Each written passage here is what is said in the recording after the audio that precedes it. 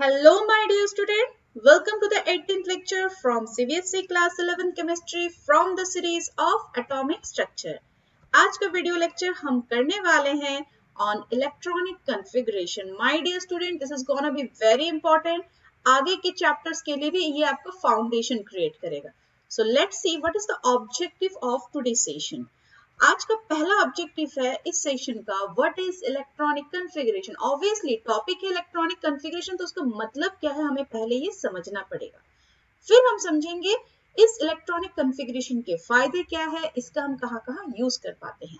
Electronic configuration को समझने के लिए हमें कुछ प्रिंसिपल्स को भी समझना जरूरी है. उसमें पहला प्रिंसिपल है Aufbau principle. As it is a big topic, मैं आपके लिए छोटे छोटे वीडियोस ला रही हूँ, तो इलेक्ट्रॉनिक कॉन्फ़िगरेशन पे ये पहला पार्ट है. So this is the part 1. So let's now move on to the topic that is the what is electronic configuration.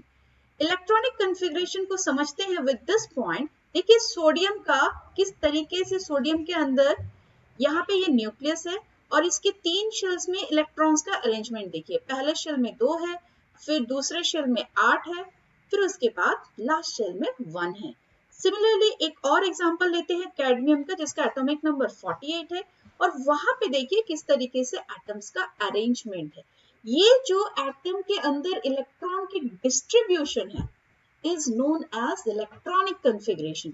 हमें इसी को समझना है किस तरीके से एटम्स के अंदर हम इलेक्ट्रॉन को डिस्ट्रीब्यूट करें. So the definition is the electron configuration of an element describes how electrons are distributed in its atomic orbitals. Orbitals, remember set of numbers from the quantum theory. वहां पे orbitals किसके अंदर होते थे? सब shell के अंदर. और orbitals के शेप भी होते हैं जो हमें azimuthal quantum number बताता था, तो वो भी हम बाद में आ रहे हैं. फिलहाल इलेक्ट्रॉनिक कॉन्फ़िगरेशन क्या है ये हमने समझ लिया है.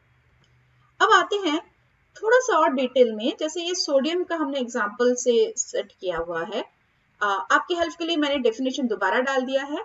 देखिए सोडियम के इलेक्ट्रॉनिक कॉन्फ़िगरेशन को हम लिखते कैसे हैं.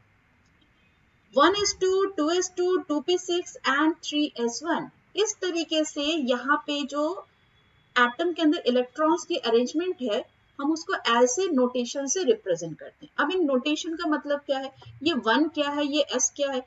spdl, ये तो एजिमुथल क्वांटम नंबर l जो होता है ना, उससे आपको याद रहना चाहिए कि हमारे ऑर्बिटल्स के शेप के बारे में कौन बताता है, l. अगर s है ऑर्बिटल तो ऑर्बिटल कैसा होगा, गोलाकार, स्फेरिकल. p हुआ तो डंबल शेप. तो ये 1 क्या है, ये 2 क्या है. So let's try to understand this. देखिए 1 यानी कि जो भी spdf के आगे में जो भी नंबर डिजिट लिखा रहेगा that is the energy level. energy level यानी कि shell number. First shell, second shell, third shell. ये 1 है मतलब ये फर्स्ट शेल की बात कर रहे हैं. Energy level s p d f जो भी होगा that is the type of orbital. Now this is जो पावर पे जो नंबर लिखा हुआ है, देखिए यहाँ पे 1 है, यहाँ पे 2 है, यहाँ पे 6 है. This represents the number of electrons in that orbital. अब इसी के यूज से हमें पूरा इलेक्ट्रॉनिक कॉन्फ़िगरेशन लिखना है for different element. So filling of atomic orbital. Atomic orbital में इलेक्ट्रॉन्स की हम कैसे फिलिंग करते हैं ये कौन बताता है, ऑफबाउ प्रिंसिपल. अभी मैंने आपको स्टार्टिंग में बताया कि कई सारे और भी रूल्स है, तो पहला जो हमें समझना है वो है Aufbau principle under this session. Aufbau principle की जो पहली बात है, this principle is named after the German word Aufbau which means built up.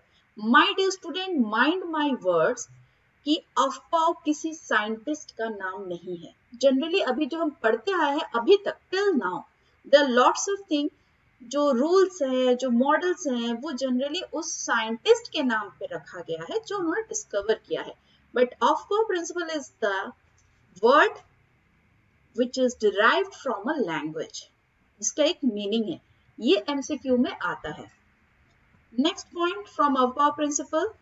This principle, that is the Aufbau principle, dictates that electron will occupy the orbitals having lower energies before occupying higher energy orbital.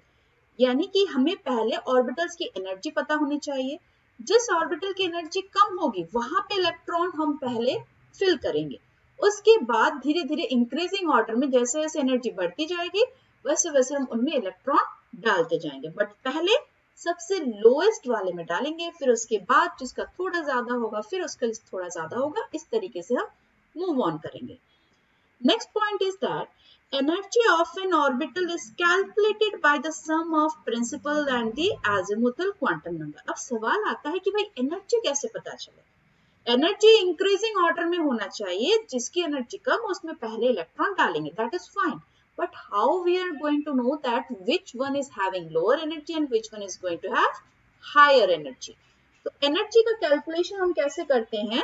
इस principle से, n plus L, n मतलब principle जो ही हमारा shell number जो value था वो, और L है हमारा एजीमुथल क्वांटम नंबर। जैसे कि मैं एग्जांपल के लिए लिखती हूँ 1s, यहाँ पे n की वैल्यू क्या होगी 1 और L की वैल्यू क्या होगी 0। रिमेंबर s के लिए मेरा वैल्यू क्या होता था 0, तो n प्लस एल यहाँ पे होगा तो कितना आएगा n plus L equal to 1 plus 0 equal to 1। इस तरीके से आपको एनर्जी कैलकुलेट करनी पड़ेगी, जिसकी एनर्जी कम उस पे इलेक्ट्रॉन पहले डालना है। Next is according to this principle electron को फिल करने का ऑर्डर है 1s 2s 2p 3s 3p and all this I have written it. अब ये देखिए थोड़ा सा आपको टफ लग रहा होगा कि कैसे याद करें, तो याद आपको करने की जरूरत नहीं है। When you will practice it all it will automatically gate feed up in your mind, but फिलहाल मैं आपको एक ट्रिक दे देती हूँ जब तक आपको याद नहीं होता है कि आप इसको कैसे यूज करोगे। सो ऑफबाउ प्रिंसिपल के लिए उस ट्रिक को समझने के पहले इस टेबल को पहले समझ लीजिए। प्रिंसिपल क्वांटम नंबर n का वैल्यू 1 2 3 4 लिखा हुआ है और इसके करस्पॉन्डिंग एजीमुथल क्वांटम का वैल्यू देखिए l का फॉर्मूला क्या था, l is equals to 0 to n minus 1, right.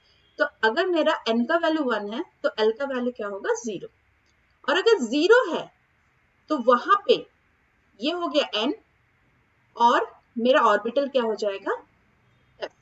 I think you all remember s p d f, में फिर भी लिख देती हूँ 0 1 2 एंड 3। उसी तरीके से अगर n का वैल्यू 2 है तो l के पॉसिबल वैल्यूज क्या है 0 एंड 1, और उसमें ऑर्बिटल्स क्या होंगे सबशेल के अंदर 2s and 2p।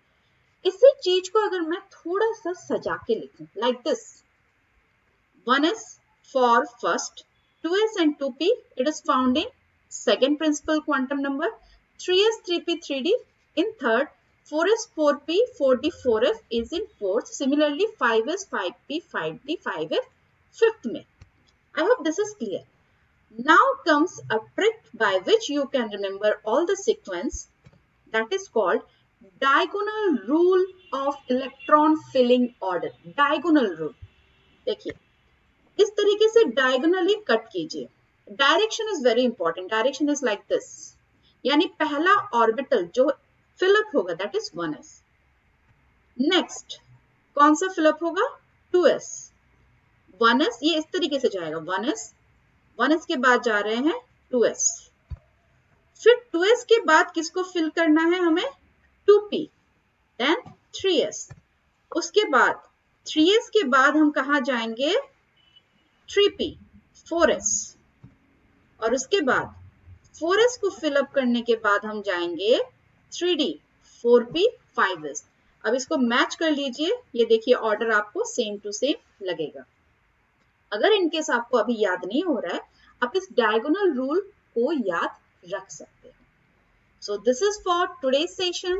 If you like it, please channel को लाइक शेयर सब्सक्राइब जरूर कर दीजिएगा, और नेक्स्ट वीडियो लेक्चर में मैं आपको हंड्स रूल और पाउली एक्सक्लूजन रूल बताऊंगी। Till then thank you very much for watching reaction tube bye Chhangumitra Chakraborty.